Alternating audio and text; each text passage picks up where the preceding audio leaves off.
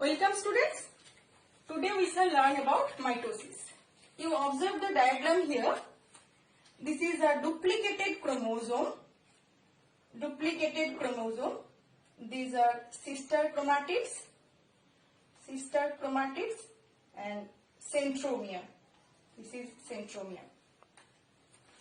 So in previous class you have already learned about cell cycle. You already know that cell cycle comprises of two phases, interphase and phase of division. G1, S, G2 and M phase collectively form the cell cycle. Mitotic phase or M phase consists of karyokinesis and cytokinesis. Karyokinesis is the division of nucleus that occurs during cell division, and cytokinesis, that is division of cytoplasm. Now mitosis is the division of a cell into two identical daughter cells which have the same number of chromosomes as are present in the parent cells. Mitosis takes place in the somatic cells or body cells. Now the most important aspect of mitosis is that the same normal chromosome number is maintained at each cell division. The chromosomes duplicate and distribute equally in the dotted cells.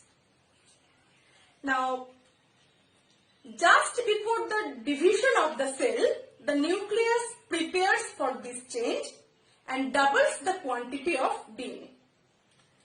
Now you see interphase here. Observe the diagram. The cell and cytoplasm. This is nucleus. Inside the nucleus, nucleolus.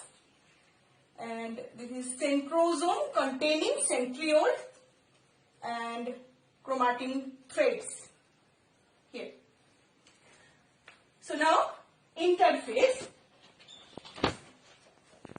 Interphase, apparently the resting phase, since no change in chromosome is visible externally, but actually it is quite active in synthesizing the DNA.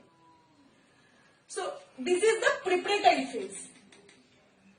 Now mitosis is completed in two steps, karyokinesis and cytokinesis. So karyokinesis comprises of four phases: prophase, metaphase, anaphase and telophase. So here I am describing the mitotic stages in an animal cell. Mitosis in a cell where the chromosome number has been taken as 4. 1, 2, 3, 4. Now, the first stage, that is prophase.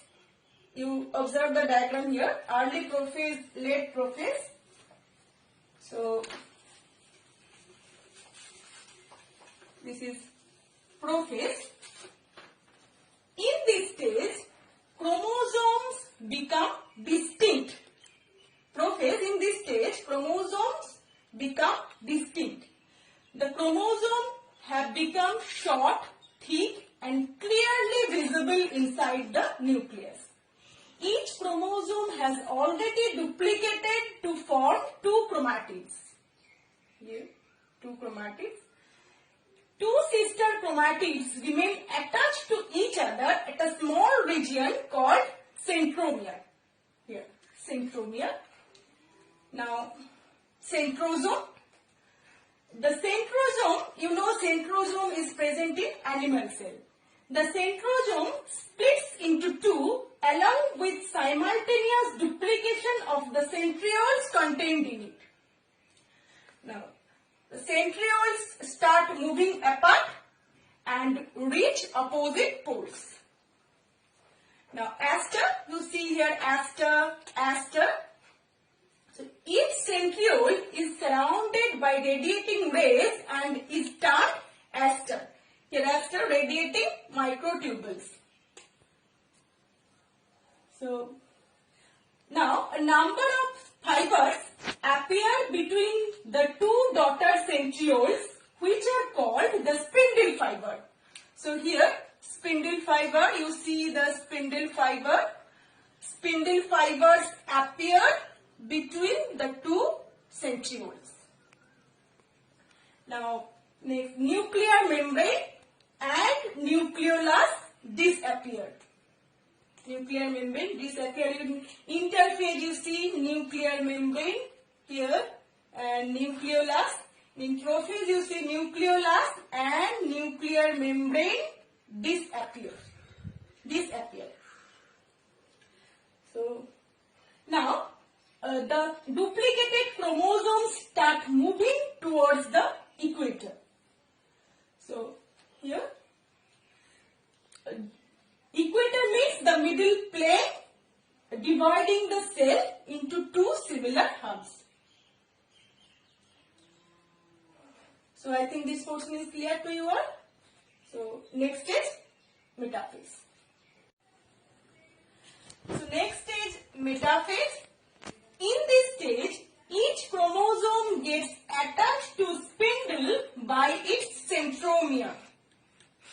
Here, chromosomes line up in the middle at equator. So chromosomes lie along the equatorial plane of the cell. Now next stage, anaphase. You observe the diagram here, early anaphase and late anaphase. So anaphase.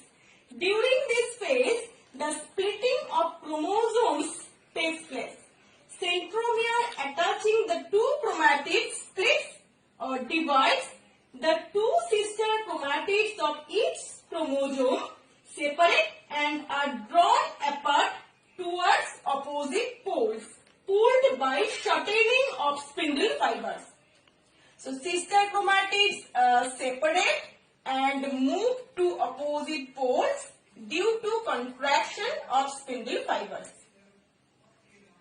Now late anaphase, a furrow starts in the cell membrane at the middle in animal cell.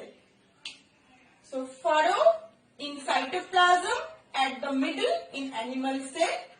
These are chromatids. So next stage, telophase, after that cytokinesis. Now telophase, the next stage.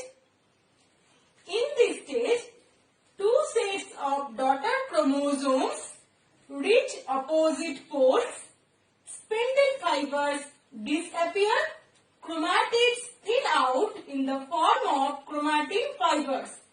Nuclear membrane is formed, nucleoli reappear. You see nucleolus.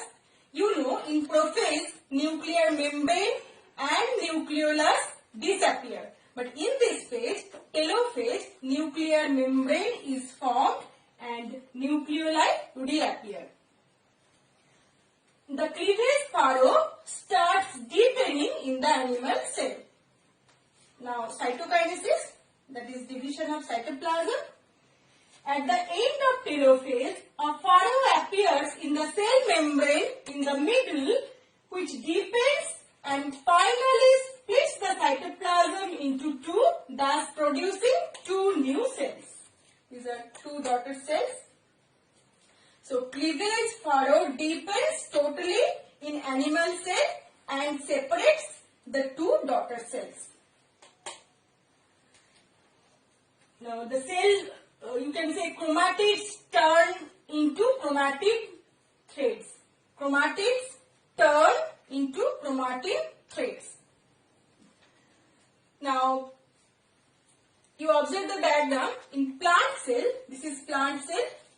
A cell plate is laid down in the cytoplasm at the equatorial plane. This is cell plate. The cell plate grows from center to the periphery, resulting in two cells, two daughter cells. So here cytokinesis is completed. So in animal cell, cytokinesis occurs by furrowing of cytoplasm. In plant cell, cytokinesis occurs by cell plate formation. In animals, asters are formed. In plants, asters are not formed. mitosis occurs in most tissues throughout the body for growth and replacement. In plants, mitosis occurs mainly at the growing tips. Now, mitosis is followed by an interphase which consists of G1, and G2, which may again be followed by mitosis. Now, you will observe the diagrams of mitotic stages in plant cell from your book. I hope cell cycle and mitosis are clear to you. Thank you.